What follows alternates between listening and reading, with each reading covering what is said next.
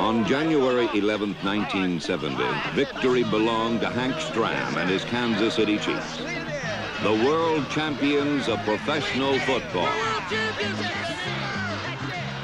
This is footage from not only the last time the Chiefs won a Super Bowl, but the last time they even competed in one. And here's some footage from February 2nd, 2020. Run out the rest of this clock. And they have done it.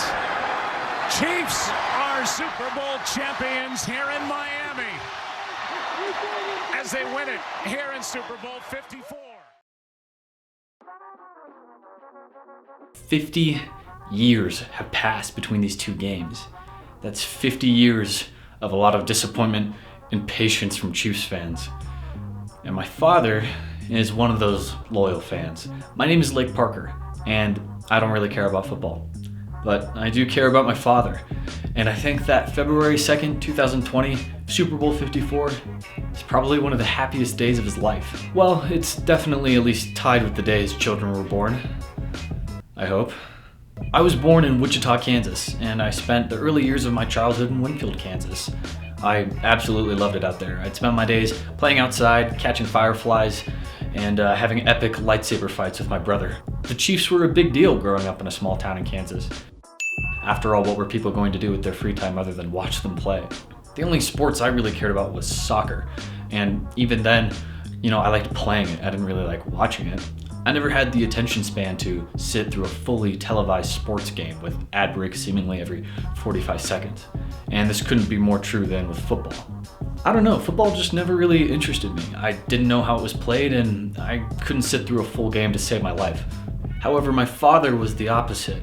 I remember we would come home after church, eat some pizza, and he'd immediately get to watching the Chiefs play. I'd usually be reading comics or playing pretend upstairs in my brother and I shared room, but you would always know when my father was watching the Chiefs play because he would literally be jumping up and down on the couch over every single good or bad thing that would happen during the game. It didn't help that the Chiefs sucked back then. Honestly, I remember them sucking for the majority of my childhood, so that's probably a large contributing factor as to why I never wanted to watch them. It always seemed as if the odds of my father being disappointed after a game were really high.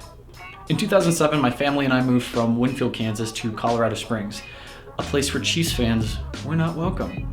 A place where they had to pray in secret for the Denver Broncos to lose because, let's face it, that was way easier to hope for than a Chiefs victory. My disassociation with football certainly grew around this time. I just couldn't be bothered to care, and kids back then would make fun of you for just about everything, and Chiefs gear was always an easy target on me. But eventually, things started to turn around for the Chiefs.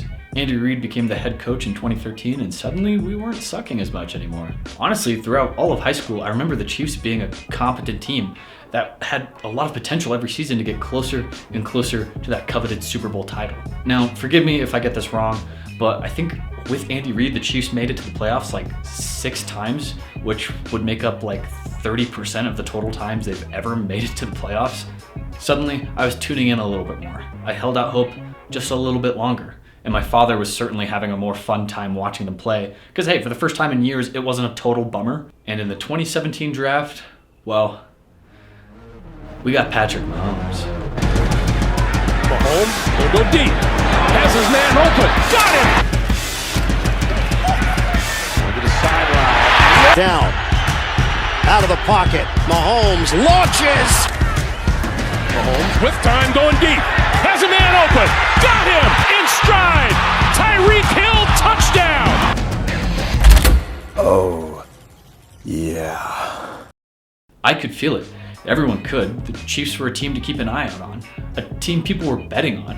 I remember the chefs I worked with at this country club were obsessed with their fantasy leagues, and it was so bizarre hearing people in Colorado talking about the Chiefs in like a positive and excited light. My father was getting closer and closer to seeing a Chiefs Super Bowl. It was only a matter of time. And finally, that time came. Here's my dad's reaction to the Chiefs winning the AFC Championship and securing their spot in Super Bowl 54. Yes! Yes! Yes! Yes! Yes! Yes! Yes! Yes! Went for the throat. Ah!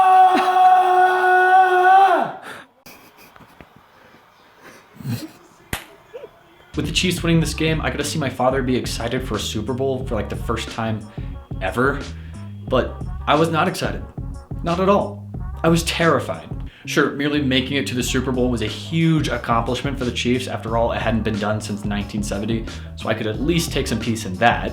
But I could not stop picturing my father, who'd been waiting for this game literally his entire life, watching it and being disappointed because they lose.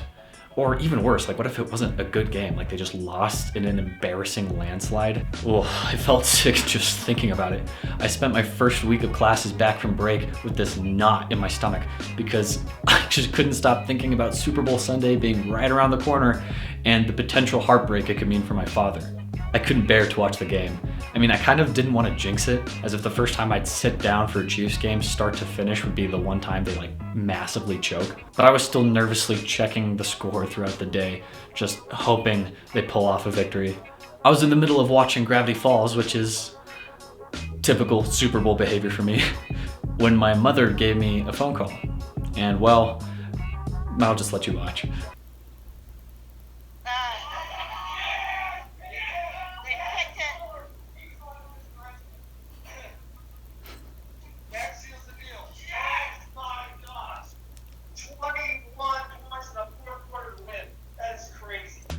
We did it. The Chiefs won Super Bowl 54. I mean, this is something my father had been waiting for his entire life. Literally his entire life. I can't think of anything I've wanted my entire life. Maybe hitting 5'9", but I gave up on that dream a long time ago. He was 2 years old the last time the Chiefs were in a Super Bowl, and he's been a loyal and passionate fan throughout that entire 50-year Super Bowl drought. I mean, it's crazy for me to think about, and I'm sure it's even crazier for him, because the last time the Chiefs were in a Super Bowl, he has gone through puberty, he's married my mom, he's lost all his hair, he's had 4 children, he's moved across like 3 different states, I think, and he's changed his career path. I don't know, that's just crazy to think about. It's funny because my friends knew this was a big deal. Like, here's a screenshot from one of my group chats. Cake is a family friend who also likes the Chiefs, and Toaster's the woke one. And here's a text from my friend Blue. Him and I both don't really know anything about football, but we knew how big of a deal this was for my dad, and we can celebrate a victory for him together. I didn't think I'd get to make this video. I mean, of course I wanted the Chiefs to win, but I was preparing myself for the worst. But I'm glad it went the way that it did. I mean, come on, their comeback fourth quarter, you couldn't have asked for a more cinematic conclusion. I'll talk more about nerdy pop culture stuff in the next video. After all, that is my specialty. But I'm glad I got to make this video. For me, but for my father too. Congrats on the win. I love you, Dad.